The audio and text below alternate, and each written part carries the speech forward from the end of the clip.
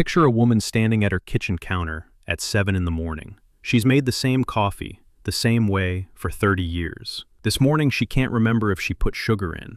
She did. She put it in twice. That moment, the one where the routine stutters and you can't quite tell if it's nothing or something, that's where this whole conversation begins. And it's not just her.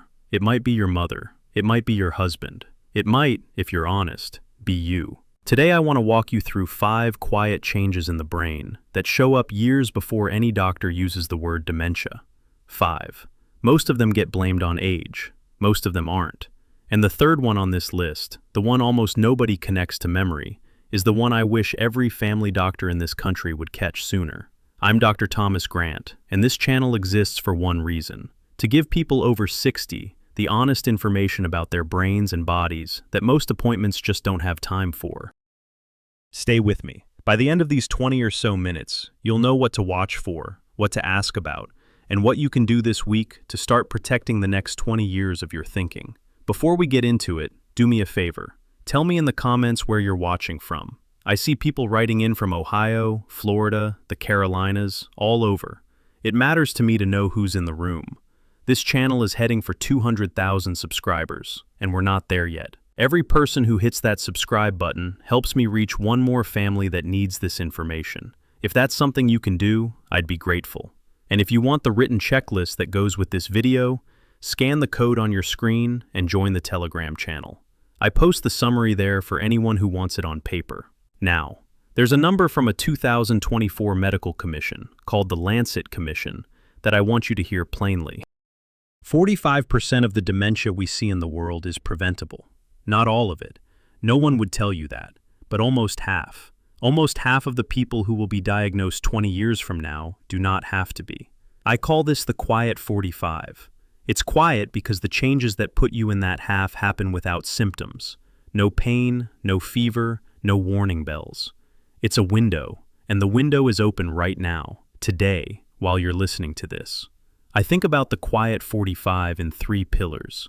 The first pillar is what your senses take in, your hearing and your vision, because the brain runs on what those senses deliver to it. The second pillar is what your body does each day, your movement, your sleep, the muscle you carry. The third pillar is what your inner state holds, your mood, your relationships, what you're still learning. 3 pillars: senses, body, inner life. Hold those in your head, because we're going to keep coming back to them. The first warning sign is hearing. Let me tell you about Eleanor. Eleanor is 74, lives in a small town in rural Tennessee, retired librarian, keeps a vegetable garden that's the envy of her street. Her son called my office because his mother had stopped going to her bridge group at the senior center. He thought she was depressed. He thought she might be giving up on things. The truth was simpler and harder. Eleanor's hearing had been slipping for 6 years, and the noisy room at the senior center had become impossible to follow. She couldn't catch the conversation, so she stopped showing up. She wasn't depressed. She was disappearing. Here's what most people don't know. When hearing fades and stays untreated, dementia risk goes up by roughly 50%. That's not a typo. 50%. From one organ. Your brain isn't a quiet warehouse. It's a working garden. Every conversation, every car horn, every kettle whistle is a seed that keeps a part of that garden alive. When the seeds stop coming in, parts of the garden go bare. The brain prunes back the rows it isn't using. This is different from forgetting where you put your reading glasses. We all do that. The signal here is broader. It's the soft pulling back from rooms with too much noise. It's asking people to repeat themselves, and then pretending you heard. It's the television creeping louder, year by year. If that's you, or someone you love, the next step is uncomplicated. Get tested by an audiologist. A hearing aid isn't a defeat. It's a small device that keeps your brain fed. The second warning sign is vision. Your eyes deliver around 80% of everything your brain learns about the outside world. 80%. So when the eyes go dim, the brain is left in the dark in a way most people don't appreciate. The most common culprit is the cataract. A cataract is a clouding of the lens inside the eye, the part that should be clear like a window pane. When it clouds, everything starts to look like you're seeing it through wax paper. Colors dull, faces blur. Reading takes more effort than it used to. Here's the part that ought to get more attention. Having that cataract removed at the right time cuts dementia risk by 29%, almost a third. We don't have many interventions that do that. This one we do, and it's outpatient surgery. Now the difficulty is that cataracts come in slowly, so slowly that people adapt. They turn the lamps up brighter, they squint. They tell themselves it's normal. It is not normal. It's a treatable condition that's quietly starving your brain. This is also where I want to mention something the standard advice often skips. Read in good light. Sit by a window. Don't read in a dim kitchen and call it cozy. Your eyes need clean, strong light to do their job, and your brain needs your eyes to do their job. If your annual eye exam has slipped, put it back on the calendar this week. That's the step. Hold on a minute. If you've made it this far into the video, I want to say thank you. Truly. This isn't easy listening. If anything you've heard so far has been useful to you, hit that subscribe button right now and leave a comment with one word, the name of the town you grew up in. I read those comments. I do. And remember the third point I teased at the beginning? The one almost nobody connects to memory? It's next. The third warning sign is the one that catches people off guard. It's the loss of muscle. This is Raymond. Raymond is 71, lives in western Pennsylvania, retired mechanic, still drives the same Ford pickup he bought in 1992.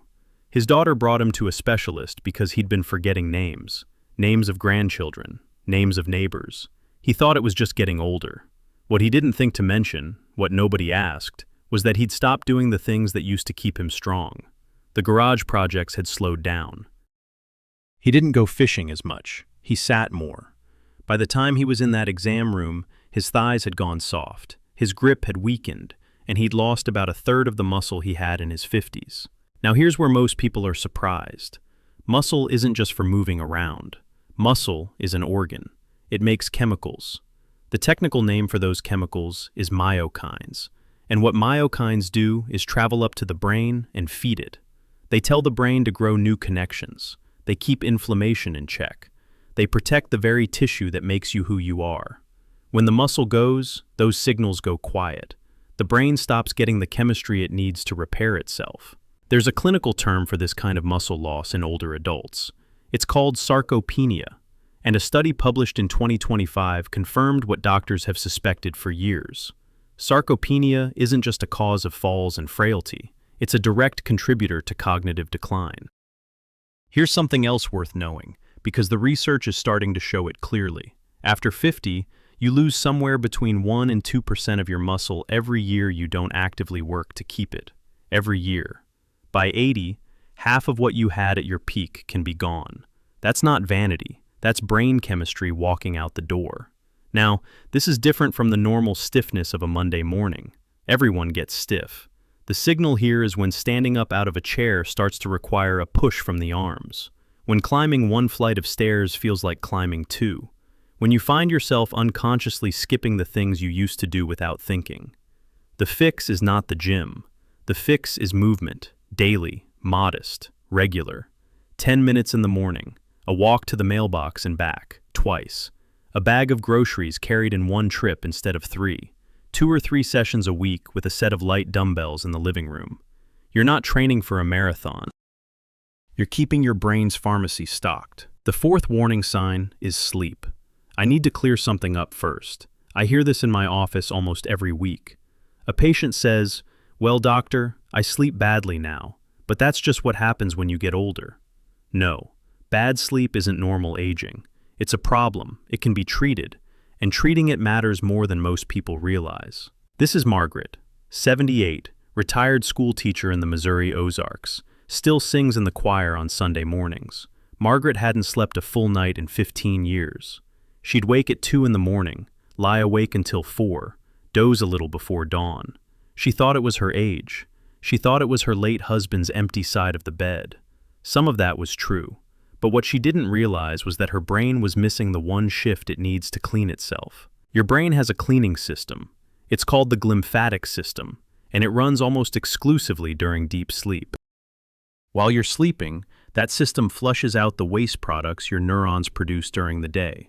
2 of those waste products are proteins called beta amyloid and tau. Those proteins, when they pile up in the brain over years, form the plaques and tangles that doctors find in Alzheimer's disease. Plaques and tangles, two signatures of the disease, both connected to whether your cleaning system finished its work. A single bad night disrupts that cleanup. A decade of bad nights, well, the math is unkind. Now this is different from waking up once to use the bathroom. That happens to all of us. The signal here is when you stop being able to fall back asleep, when the mind starts replaying everything at 3 in the morning, when you wake up and feel like you didn't rest at all.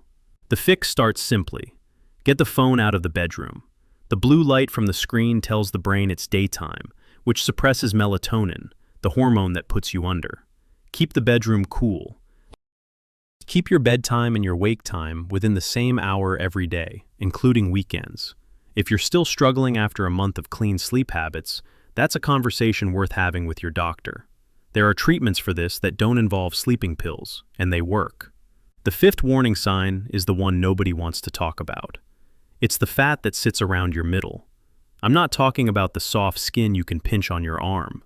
I'm talking about the fat packed deep around the organs, the liver, the pancreas, the gut. The medical name is visceral fat. From the outside, a person might just look a little heavy through the middle. Inside, that fat is acting like a small chemical factory that runs around the clock, releasing molecules that inflame everything they touch. This is the inflammation that has no symptom, no fever, no pain, nothing you'd notice. But year after year, it scratches at the blood vessels, including the small ones that feed the brain. Over decades, that damage adds up. The other thing visceral fat does is push the body toward insulin resistance. Insulin is the hormone that helps your cells use sugar. When cells stop responding to it well, blood sugar runs high, and that high sugar damages neurons, just like it damages everything else. Some researchers have started calling Alzheimer's a kind of brain diabetes. The connection between blood sugar and brain function is that direct.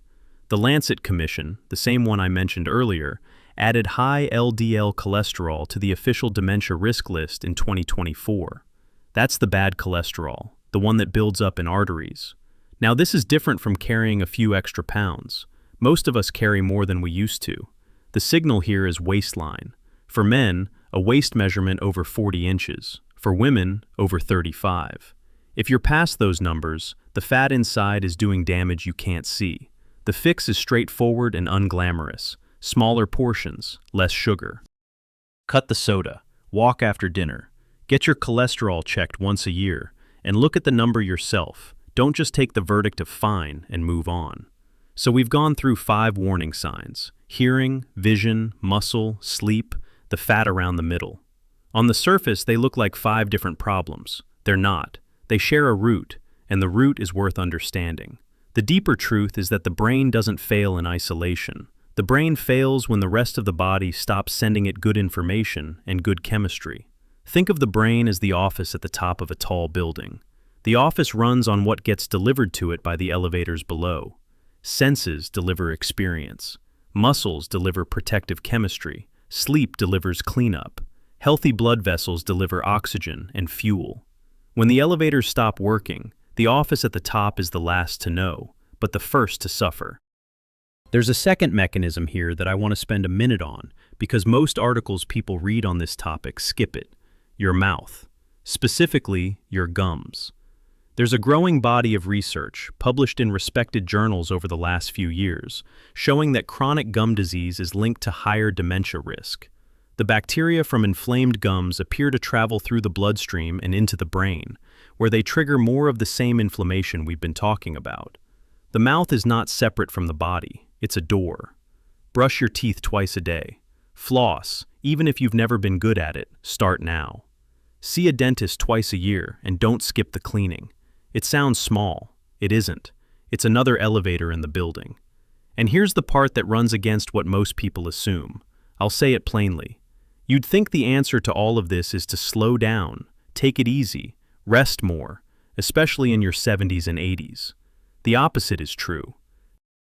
The people who do best are the ones who stay engaged, who keep walking, keep talking, keep learning, keep showing up at the church, the senior center, the family table. Rest in excess is not protective. Engagement is protective. The brain, like the muscle, follows a simple rule: use it or lose it. That's not a slogan, that's neurology. Now let me give you something to do with all this. 3 tests to ask about at your next appointment. Write them down, or save the Telegram checklist where I'll put them in writing. First, ask for a hearing test, what's called an audiogram, especially if you're over 65 and haven't had one in the last 3 years. It takes about 30 minutes. Insurance often covers it. The audiologist will tell you exactly what's happening with both ears, and you'll know whether a hearing aid is worth considering. Second, ask for a fasting lipid panel with the LDL number broken out clearly. Don't accept a vague good or bad from the receptionist. Ask for the actual number. If your LDL is above 100, ask your doctor what the plan is to bring it down. Diet, exercise, medication, all options are on the table, and you have a right to discuss each one. Third, ask about your hemoglobin A1C. This is a blood test that measures your average blood sugar over the past 3 months. It's the best single window into whether your body is heading toward diabetes or already there.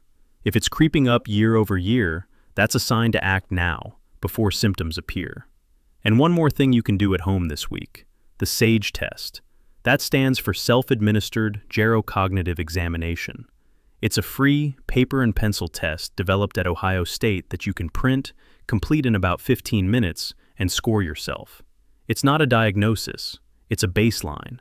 If something feels off, taking it now and again in a year gives you a real comparison instead of a hunch. I want to leave you with this thought.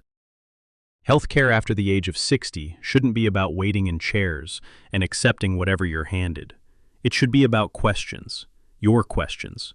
You have the right to ask why a medication is being prescribed. You have the right to ask for a second opinion. You have the right to know what your numbers are and what they mean and what you can do about them. Your body, your brain, your time, your call. If today's video gave you something useful, please hit subscribe. 200,000 subscribers is the goal for this channel, and we'll get there one viewer at a time. Leave a comment below telling me one thing from this list you're going to do this week. Just one thing. I read those and I learn from them. Next time, I want to talk about something that comes up in almost every appointment with my patients over 70. The 5 common medications that quietly make memory worse, and what to ask your doctor about each one. That's the next conversation. Until then, take care of yourself and take care of the people around you. Everything in this video is for educational purposes. Your situation is your own, and your doctor knows it best. I'll see you in the next one.